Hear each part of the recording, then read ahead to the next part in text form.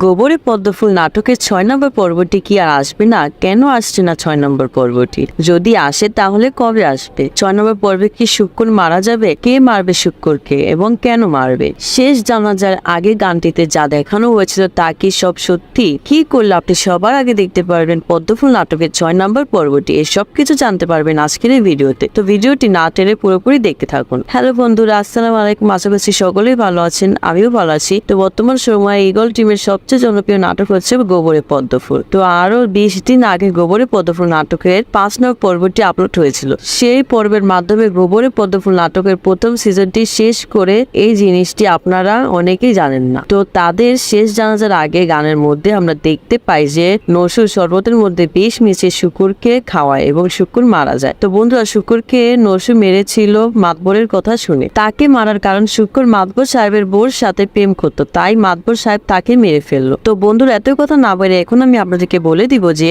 গোবরের পদ্মফুল নাটকের 6 নং পর্বটি কখন পাবলিশ করা হবে, কি করলে আপনি সবার আগে দেখতে পারবেন। তো সেটি বলার আগে আপনাদের কাছে ছোট্ট একটি রিকোয়েস্ট, দ্রুত আমাদের চ্যানেলটি সাবস্ক্রাইব করুন। তো বন্ধুরা, গোবরের পদ্মফুল নাটকের 6 নম্বর পর্বের ব্যাপারে ঈগল টিম কিছু জানেনি, কিন্তু শুক্র বা ইফতি জানিয়েছে যে ঈদ উপলক্ষে গোবরের পদ্মফুল নাটকের 6 নম্বর পর্বটি আপলোড করা হবে। তো আশা করা যায় আগামী ঈদের মধ্যে আপনার গোবরের পদ্মফুল নাটকের 6 নম্বর পর্বটি দেখতে পারবেন। তো বন্ধুরা, আজকে এই পর্যন্তই। দেখা হবে পরবর্তী ভিডিওতে। আল্লাহ হাফেজ।